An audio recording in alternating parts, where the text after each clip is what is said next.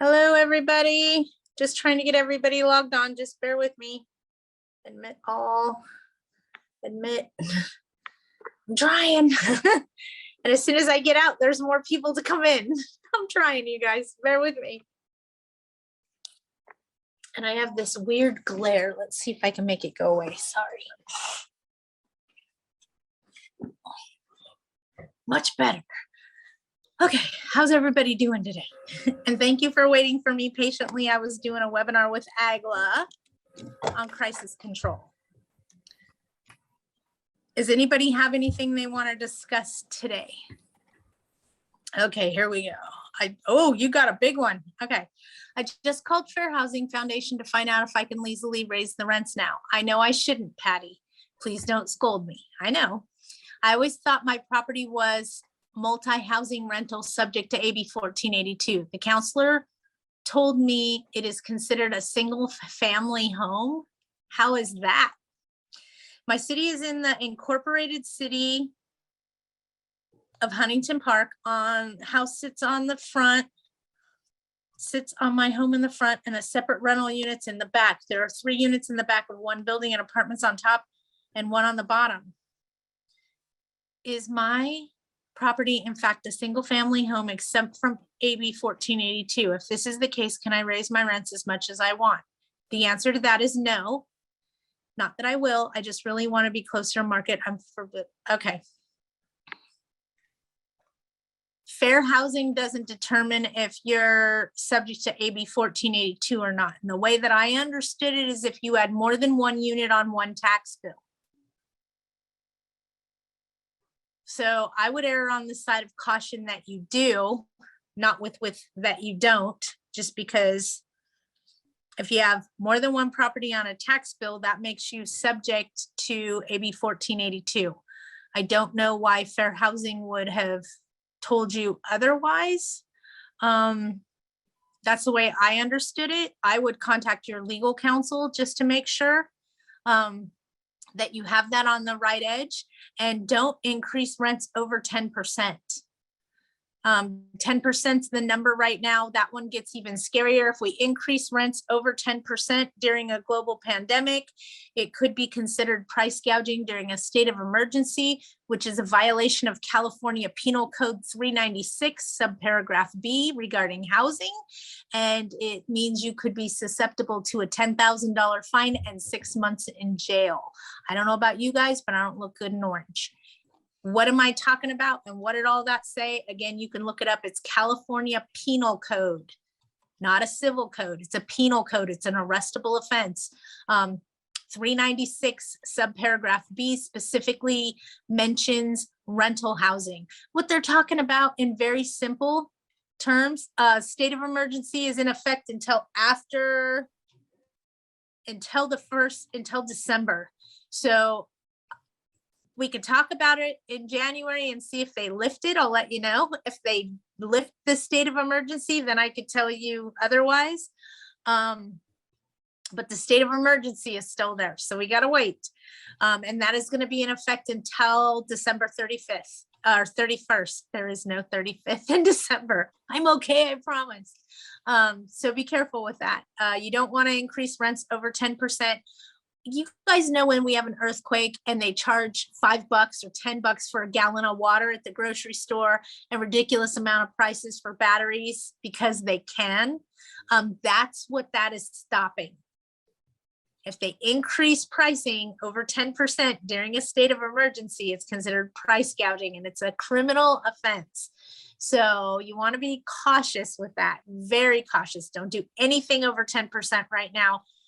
It's a recipe for a lawsuit. And my goal is to keep you guys out of legalities. Nobody wants to be sucked into the legal system right now. I'll do it after April 1st. Can Fast Evict help with this? If you want to raise rents, you can serve the notice on April Fool's Day. It's a much better business practice. That's what I'm doing, just so everybody knows, because now my tenants can't possibly scream that I retaliated. I waited 6 months after the protected period has ended.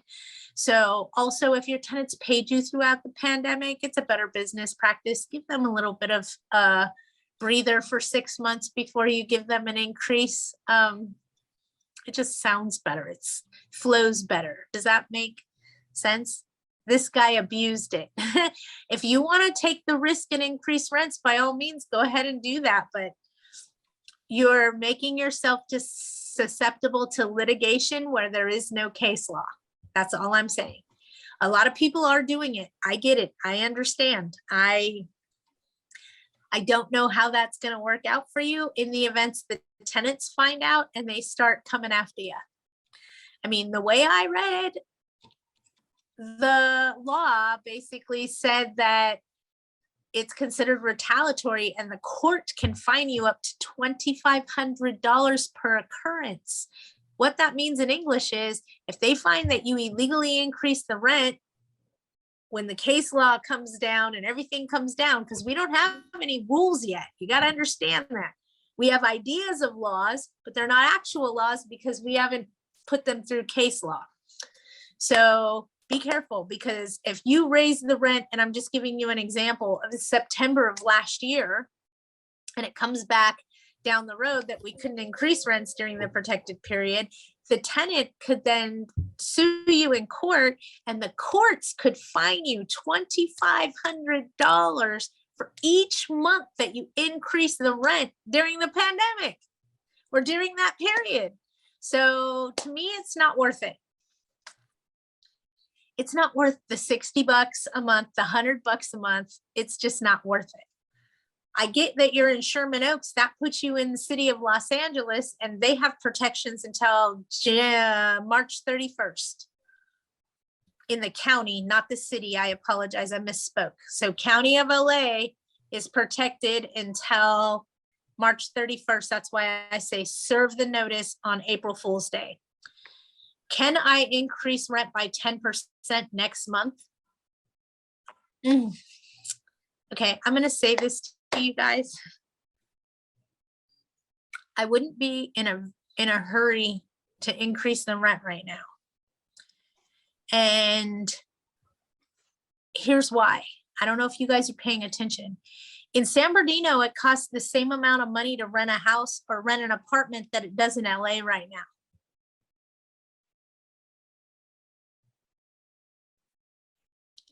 What did Patty just say?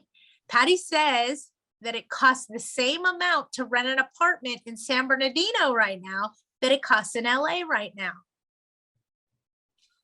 There's something weird going on with the supply and demand and the rate of inflation. It is not going to last. We cannot keep paying $22 for a flipping 2x4. The bubble that is being created is going to burst. And then what we're going to find ourselves doing is making adjustments to the rent to keep the tenant there so they don't leave and go somewhere else where it's going to be less expensive. We're going to see that happen. And I don't know when. I have a crystal ball. I have it right here. It's broken. It's not working properly, but I do have one. Okay. I don't know when that's going to happen, but it will happen. People aren't calling it a crash. They're calling it a market adjustment. I guess that's a nice way to say it, but look at history of what happens every 10 to 15 years in the rental market. We're there. We're overdue. The pandemic's going to add to it. The amount of landlords that are going to lose their houses to foreclosure because of the pandemic is going to increase this problem of crashing. Okay, I'm trying. Let me see what else I got. Patty, can we do a 30-day change of terms of tenancy on a month-to-month in Montebello? Or do we have to wait to next year? It's for my tenants to remove surveillance cameras that they previously had permission to install. I would contact your legal counsel just to make sure, because it's in the county of LA, that you can do that right now and it's not considered retaliatory. I did not increase the tenant's rent for 4 years and now you want to do it. I'd wait till April Fool's Day. I'm being honest with you. And as I see it, as we get further into next year, if not sooner, I have a feeling we'll be making adjustments to keep our tenants so that we're not flipping vacants like crazy. Okay. And that's just me talking out loud. I'd wait. If they can find me $2,500 for each month that I do the increase, 2 months is $5,000. I'm not going to increase that much. For me, it's not worth the risk. Does that make sense? I don't want to raise $100 to be fined $2,500. It just doesn't make sense from a business standpoint. I'd rather err on the side of caution, keep my tenant happy, and do it when the time allows. if that makes more sense. What if a tenant gets the rental assistance for 5 months and he wants to leave? Who gets the rent? So if they've prepaid and the tenant moves out, okay, I'm gonna have to, I can't answer that right now. You opened up something I didn't even think about yet. I don't think the money would go back to the tenant. I think it would go back to the state, to be honest with you. But I'm gonna have to ponder that one. I get what you're saying, because now we're finding, and I'm sure April's gonna give us a money update, we're finding that they're paying the rents through December. Yee! It's better than them not paying us at all, you guys. I'm happy about it. Pay us the rent through December. It makes things easier. Anybody have anything else that they want to talk about or address? Nothing? No one? Hang on, Gabby. 15-day notices no longer exist. If that answers your question, Gabby, it is a 3-day notice to pay rent or quit, but it is not our traditional 3-day that we used pre-pandemic. The new 3-day notice has additional disclosures on it from October 1st through March 31st of next year. So there's a special 3-day notice that we have to use for the next 6 months in the event that the tenant lived there during the pandemic period. If they're just now moving in and it's a new tenant, they have no protections from COVID. It's a regular 3-day notice.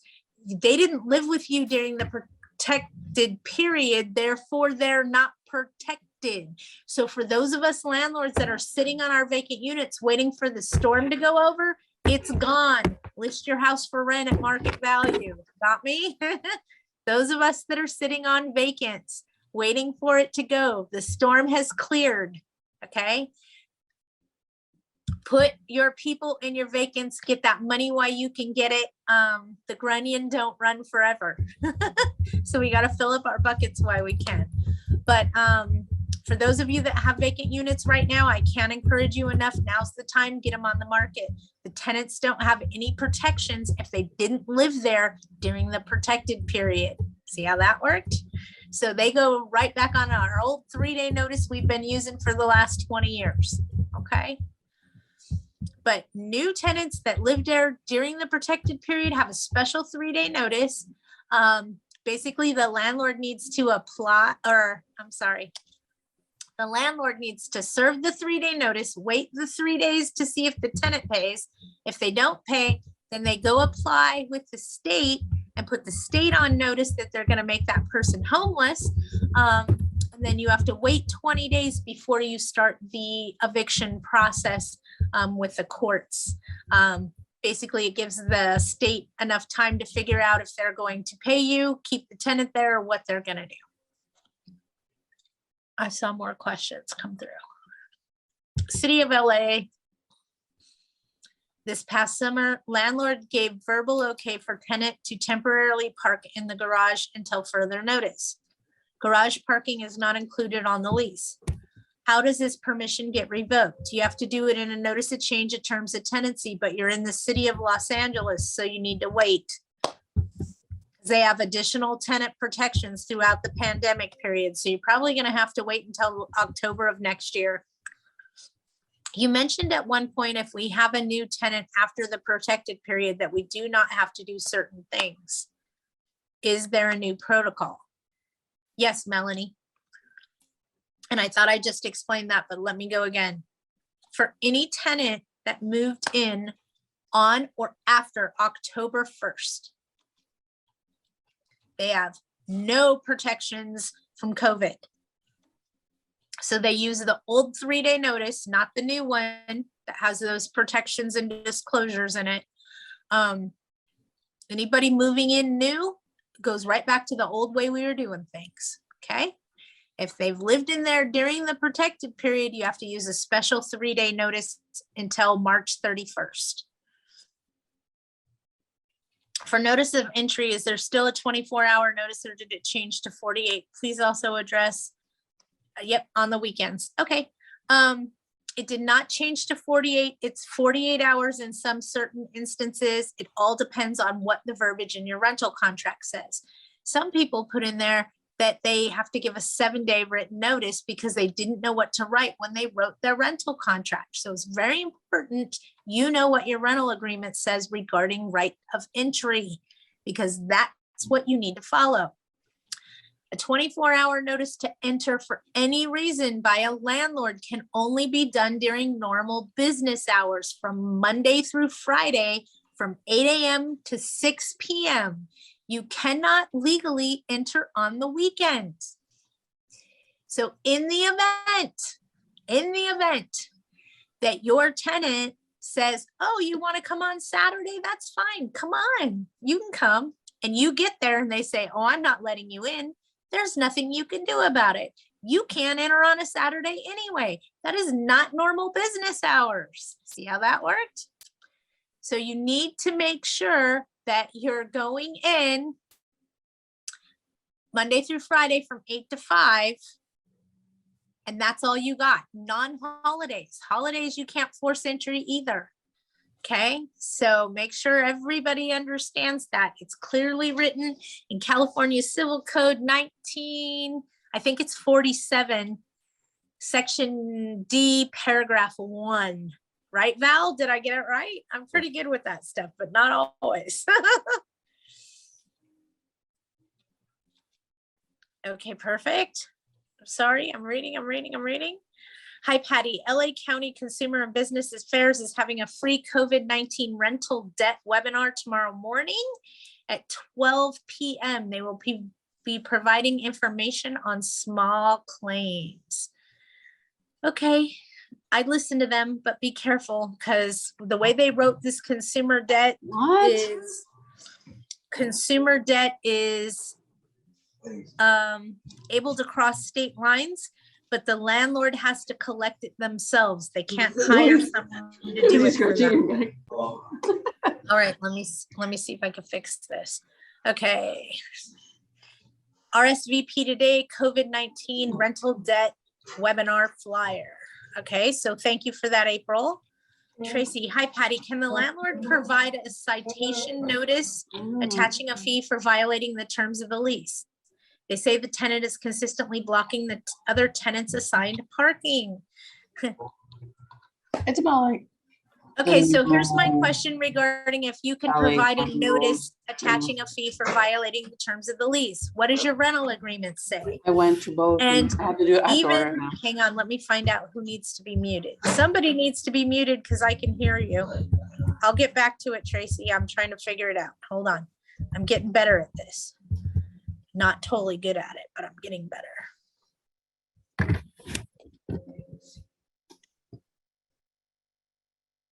I fixed it. Okay. Yeah, I fixed it. Okay, now let me go back so I can answer your question. I'm also letting people in the room. I didn't realize we had people still waiting in the lobby. Hold on, let me go back. Can the landlord provide a citation notice attaching a fee for violating the terms of the lease? Say the tenant is consistently blocking the other tenants assigned parking. Here's my answer to that. Number one, what does your rental agreement say?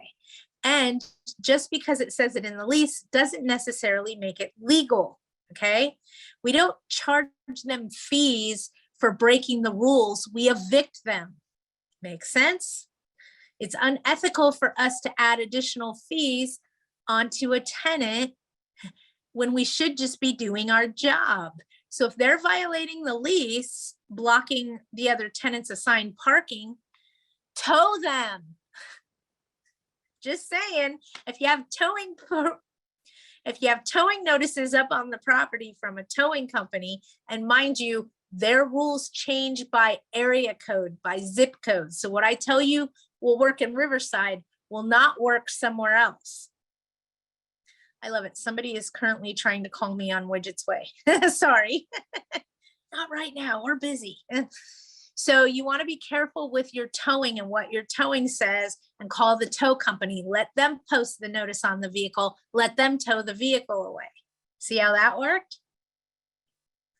Hit the easy button. Let the tow company handle it. Just report it to the tow company. If they get their car towed a couple of times, they'll stop doing it. Trust me. County of San Bernardino, City of Colton, lease expires at the end of January of 2022. Landlord does not want to renew the lease. Can landlord issue a notice of termination of tenancy, and how many days would it be required? Hold on, let me reread this. It's in the County of San Bernardino in the City of Colton. So I don't have any additional protections for tenants regarding the COVID pandemic. You should be able to do a non-renewal notice January 1st, a notice of non-renewal. How long have they lived there?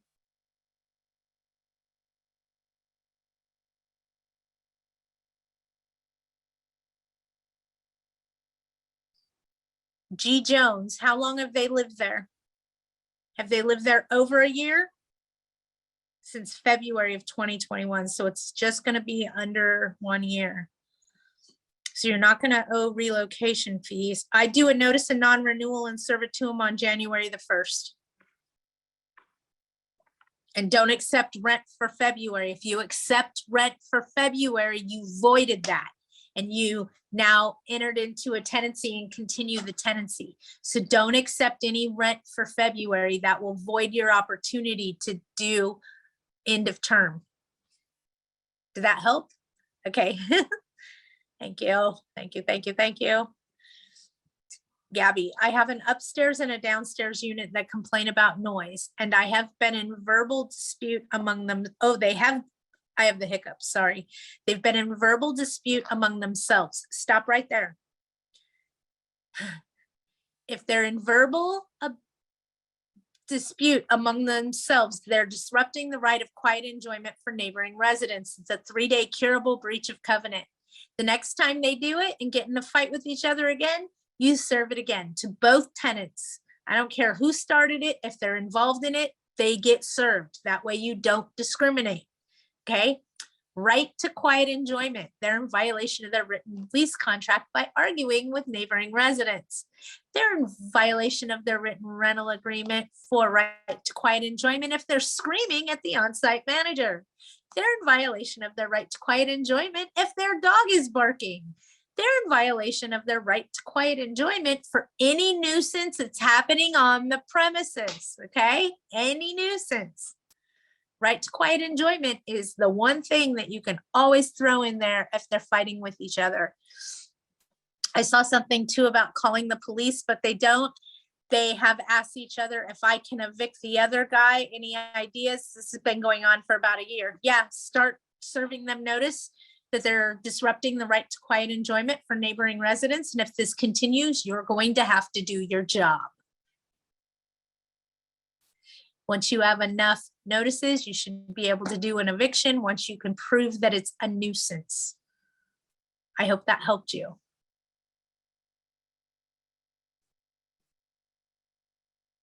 Okay, I always try. I never know if I've pointed it enough in the right direction. Okay, April, are you still on with us, and do you have a money update?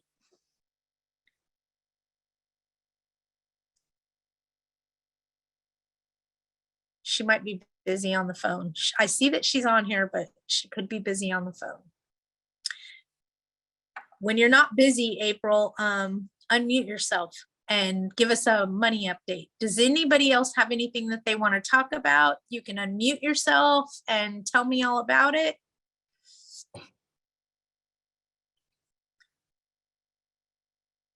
be careful. I can't encourage you guys enough. If you have tenants moving out right now and they owe you rent, you cannot put rent on the disposition of security deposit for during the protected period of the pandemic. You cannot. It is retaliation if you do. Unless you get in writing from the tenant with a pen and ink stating that you can use their deposit for past due rents owed during the protected period, and it has to be on pen and paper, you cannot take deduction from the security deposit for rents owed during the pandemic period. I know it's a mouthful, forgive me, but I'm just trying to make sure that you guys are following the rules. April, I get it, girl. I know you're on the phone. Do you have a money update for us? If so, unmute yourself and give me what you got, baby. The portal is still open to tenants to apply. Yes, from what I understood, tenants still can apply for December's money, but if you have an existing case, they may not necessarily go into paying you for December, November, January, February, March. That's why they want you to apply when you serve the 3-day. Right, and some of the tenants are confused as to why they're receiving a 3-day notice now versus a 15. So because it's your kind of free scaring ride them. is over. Some of them have been scared to pay their, and now they're paying, you know, the full rent. But not only that, they're applying for the assistance, and I'm starting to see a lot of my tenants calling me now because they're freaking out. Oh, you mean they're not protected anymore and they're just starting to get a little concerned? They're Right. realizing the free ride is over? Right. Because that's what's happening, you guys. The free ride is coming to an end. I think that's why they extended Senate Bill 91. That is the only reason why I thought that last 90-day extension was in place, was to put the tenants on notice that life is ready to go back to normal. You got 90 days to figure it out. And apparently that wasn't enough for them because they're still having some difficulties. But yes, the new 3-day notice definitely is brings some attention to our tenants right away, which is a good thing. Lynn, can we serve a 3-day notice for a tenant who are wanting for approval on rental assistance? Yeah, you have to. If you have, here's how the process and procedure is as of right now, starting October 1st. If the tenant didn't pay October's rent, you are required to serve them a 3-day notice with the proper disclosures. And it says on it, I believe, from October 1st of 2021 through March 31st of October 22. So it covers the next 6 months and gives them additional disclosures. You are to serve them that, wait the 3 days. If they don't pay you in 3 days, then you are required to apply on housingiskey.com for the government funds, wait 20 days, and then file the eviction. So that is the current process and procedure. If you go take it to your attorney with just a 3-day notice, they're going to ask for the proof of where you applied, because you're going to have to show that to the court before they'll approve your eviction case. So they won't even take your case filing until you can prove to them when you applied that you waited 20 days and then you did that. So that is the new process and procedure. 3-day notice, apply for the government funds, wait 20 days, then start the eviction. Okay. In that 20 days, if the state pays you or the government pays you, there's no longer an issue. Hold on. Even if we applied 2 weeks ago, if you're applying for October's rent, because we're currently in October, even though you have an open case going, you need to reapply for the month of October. If the tenant doesn't pay you in the month of November and you're not evicting yet, guess what? You need to reapply in the month of November, wait 20 days, and then you can start the eviction. It is part of the process and procedure of the courts. If you apply for money and it says they're out of money and there's no funds, screenshot that, save that. That is what's going to save you and allow you to continue to start the eviction against the tenant. in the event you need to. But I don't like it. Let me see what Gabby's asking me. If the tenant has applied and I applied for October rent, but after 20 days, the state doesn't pay you, do we have to evict? You don't have to, but you may want to. You may want to start the eviction because you're not getting paid. If I reapply, do I include all the previous balance or just October? Just October. Thank you, Victor. You're a sweetheart. I'm just trying to keep you guys safe. City of LA, when will the state of emergency be over? Do you see this? That is my crystal ball.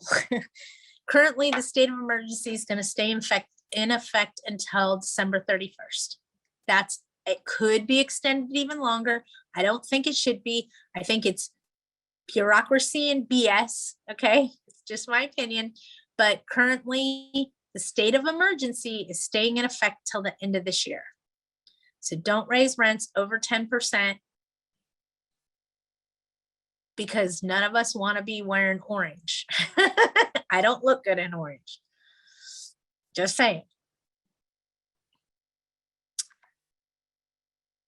New small apartment buyers in the city of LA want to know when they can increase the rents. Is it October 1st of 2022? In the city of LA, that would be your best business practice, October 1st of 2022 to increase rents. Because if they were affected by the pandemic and living in the property through the pandemic period, I wouldn't touch them until October of next year. It's too risky, not at $2,500 a month. No thanks. That's too expensive for me. I don't want to play. Patty, I have a tenant that wants to break their lease because the upstairs tenant is making normal noise like walking and opening and closing doors, but it's like 1 to 3 o'clock in the morning, 5 to 6 days a week. And the downstairs family can't sleep. What should I do? It's in LARSO. The downstairs family admit it's not loud, but it's during the hours when they are trying to sleep. If you have a tenant that wants to break their lease, let them. If they're not happy living there, we can't force somebody to live there. And the more we try to force, oh, but you're in a lease contract and you're this and you owe me this money, all you're doing is setting yourself up for failure and a potential problem later. They're telling you they want to leave because of the noise. Maybe they want to leave because their job changed or they're pissed off at their girlfriend or God knows what it is, but that's the excuse they're using. My theory is always let them go. Let them go, because supply and demand right now, you're going to get somebody in there, somebody else in there. You're going to do, let me see what city it is in. Hold on. You didn't say what city it's in. Oh, it's in an LARSO unit. Okay. So you're going to you can't force them to live there. You can't.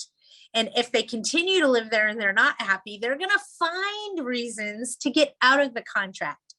If they want out that bad, let them go. You can't force somebody to live there. They would be responsible for the rent until it's re-rented, depending on what's written in your rental contract. But that's what I would do. I would hold them accountable until it's re-rented. And I do everything that I could to try to get it re-rented as quickly as possible. If you do take that route, please note that you cannot do a rent increase. You can't hold one guy on the hook for this amount while you're trying to rent it for that amount. You got to keep it apples for apples. Otherwise, it's unethical. Did what I say just make sense? Let me know. If it didn't, I'll re-explain it a different way. Somebody please tell me that that made sense. Okay. Can I charge the rent on the security department if he does leave? Not during the protected period, no. Remember, the protected period ended on September 30th. So starting October 1st, yes, you can. That's not part of the protected period. But if he owed rent through September and that's part of the protected period. You can't do anything until small claims opens on November 1st, or I think it's the 5th of November. But again, my theory with small claims coming to open up is don't run down there like a chicken with your head cut off and get lost in the masses. Okay. We want to wait a month or so, let it die down, and then attack. Otherwise, we're going to get lost in the shuffle. Nobody needs that. I don't need that.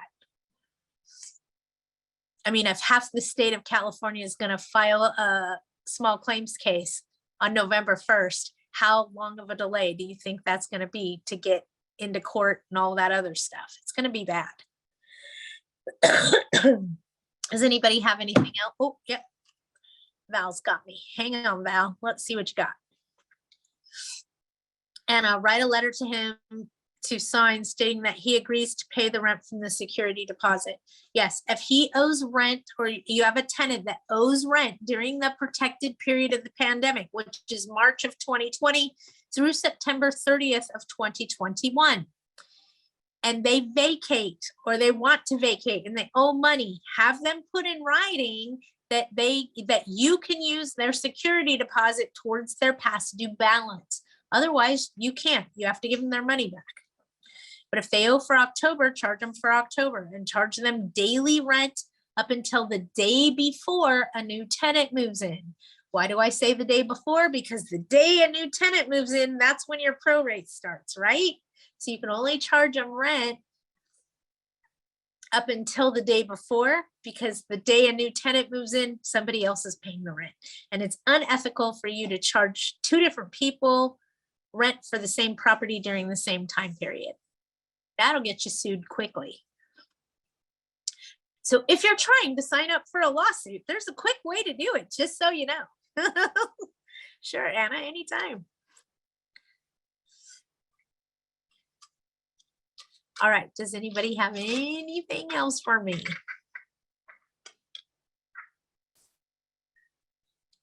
If not, I'm going to get back on the road. I am traveling diligently. So bear with me. Okay, I see something else coming through. Hang on, I'm trying to pick it up and it won't let me. There we go. Can a tenant install surveillance camera in front of their door, which might project to other tenants' front doors? The answer to that question is no. And let me give you the tools of how that's no. It would be considered a modification to the property without written consent of the landlord. It could also be an invasion of someone else's personal privacy should it cover their front door. Okay, so I would serve a 3-day curable breach of covenant for modifications to the property without written consent of the landlord. Same thing applies for a Ring doorbell camera. It actually exposes that tenant, and in the event something happens to another tenant regarding stalking or anything like that, they could find themselves in the middle of a lawsuit they don't want any part of. If I am selling a property with a tenant in place and I charged a dog fee, does the new buyer get the fee? I will give him the security deposit, but I'm thinking the dog fee is mine. So Val, here becomes my question. Is this a monthly rent or is it a fee? And I'm going to be specific in my language, because remember this, you guys. Sorry, I'm uncomfortable. A deposit is refundable. A fee is not. So if you charged a pet fee, then that's it. You get to keep that pet fee. If it is a deposit, it is refundable. If it is a fee, it is not. Does that make sense? So yeah, Val, you can keep it. And because you're doing a sale of a property, might I suggest that you ask your agent to provide the tenants with estoppel certificates, especially for those that don't have written contracts. An estoppel certificate is what's going to delegate them going forward for the buyer. on what their rent is and what their deposit is. So ask the tenants to do a estoppel certificate. Tony, in the unincorporated area of LA County, tenant was given a 15-day notice on 9/29 for July, August, and September rents. They paid 25% with a signed declaration and also paid full October 1st or October 2021 rent. The money orders were dated 9/25 and the husband was working because he would leave every morning and come in the afternoon. Then all of a sudden he no longer leaves the apartment, but only late in the evening most of the time. I called the rent relief to check the status of my application submitted, and they were going to receive additional help. They said yes, but they haven't submitted their application. Yesterday, it shows that they submitted their recertification. So the reason he stopped working is so that rent relief pays all their rents until they exhaust funds. Lovely. Rent relief said they are not checking any current income earned. Is that correct? So tenants can continue claiming COVID to milk rent relief? They might be able to. I am not sure. April may be a better person to answer that question. I know that some of the rent relief cases are paying rents for tenants through the month of December of this year. So here's what I have to say about that. If you're getting paid by the federal government and the tenant is getting their rent paid by the federal government, then it's a win-win for both parties, because the reality of it is we're all paying for that anyway.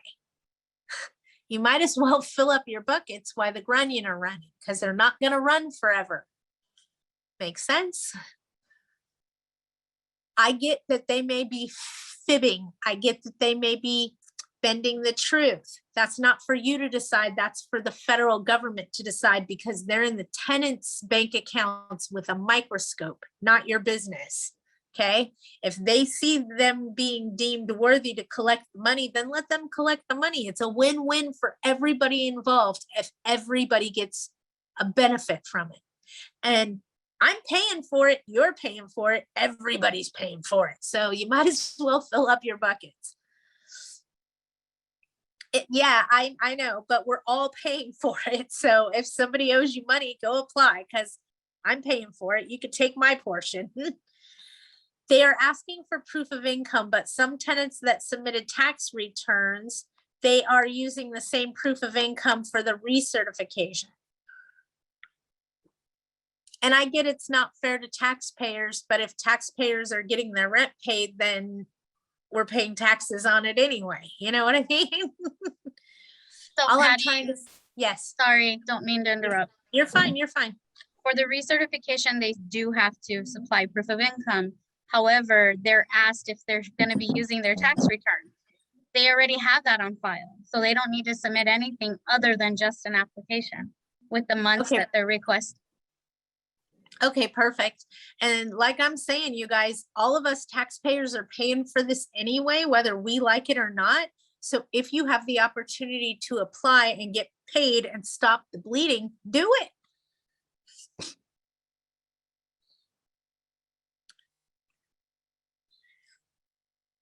Yep, apply every notice you give every month for non-payment and apply. Exactly. Apply, apply, apply. I can't tell you enough. It's not us as landlords that are getting raked over the coals and they're going through our bank account information. It's the tenants. They're seeing if they're trustworthy, if they were honest, if they genuinely have a need.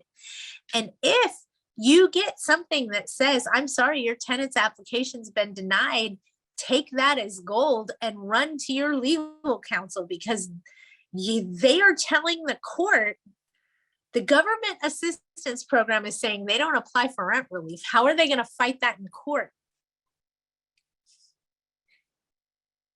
I don't think they can. So if you get something that says that the tenant's application has been denied, they don't qualify for the federal program, blah, blah, blah, blah, blah, take that notification and run to your legal counsel with your hair on fire, because you may have Willy Wonka's golden ticket. I know I'm a nut sometimes, I'm sorry.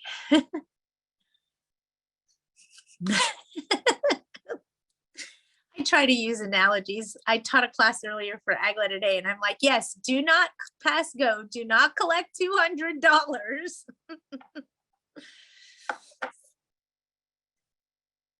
Oh, anybody have anything else?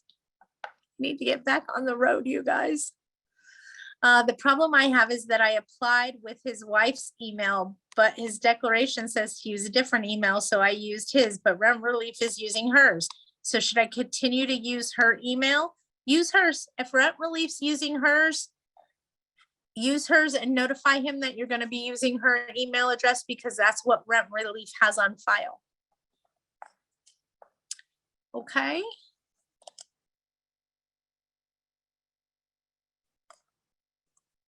I don't think it's a big deal to make the change. Also, if you have a tenant that's asking you to lie for them so that they can get the rent relief, I can't give you advice. So I'm going to say this, be extremely cautious. Had an owner that said, the tenant came to the owner and said, I need a letter stating that I do some work for you for a credit on my rent every month, so that I can qualify for this program so that I could pay you. So the landlord wrote that they worked for them for 20 hours a week. The tenant then used that letter to sue the landlord for improper employment practices, because they couldn't prove that they actually paid them for 20 hours a week, minimum wage. Ouch. Now, how do you defend yourself in a court of law saying that you just wrote that to try to help them to do this? You can't. You can't. You wrote that, it's in your writing. You wrote that they worked for you for 20 hours a week, so show them their paycheck. So when your tenant's asking you to do something, please think about what you're doing and how it may come back and bite you, because not everybody out there is genuinely trying to help you. Okay, so if your tenant's asking you to put something in writing saying that you work for them or do work for them, please know that's a big one going around right now, because then they're turning around and getting you for unfair practices regarding payment, and it's a nightmare. So be careful. Rent Relief, oh, hold on. Rent Relief asked me to include that they owed November and December on the ledger. If Rent Relief asked you to do that, then do it. That's just so they can get paid for the entire amount. Bingo. That's so they can pay you all the way through December. In other words, they already see the need and know that the tenant's going to be approved. So just do it so that you get paid that money. Should I reapply for July, August, and September again with her email? Yes. Yes, call and talk to them at the Rent Relief program and tell them that the problem that's going on, and do it that way, because that could be hindering you of getting paid.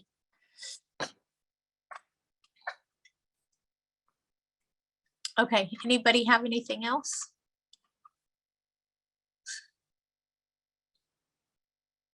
Nothing.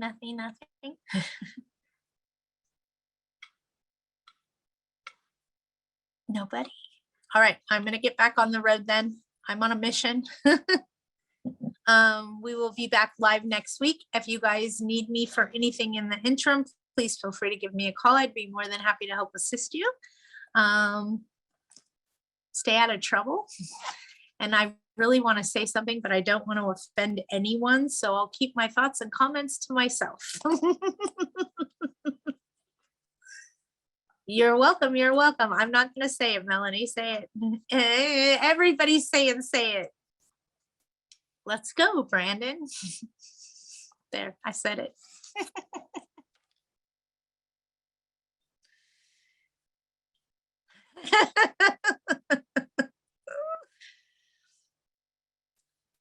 All right. You guys have a great week. If you need me, hunt me down, call me, please. I'm here to help assist you with whatever your needs are. Yes, Val. Yes, Val. Yes. Let's go, Brandon.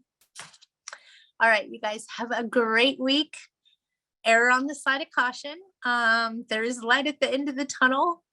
So again, if you're sitting on vacant units because you were afraid of the protected COVID pandemic, that is ended. Do not fear that anymore. If they didn't live there during the pandemic, they have no protections going forward. So put your vacant units on the market. Okay, go get paid. Now is the time. And for those of us that have vacant units that are having difficulty getting them rented, let's talk, because we may need to start offering some concessions and some rent incentives to try to get them occupied sooner rather than later. Okay, you guys have a great week. Thank you so much. Bye-bye.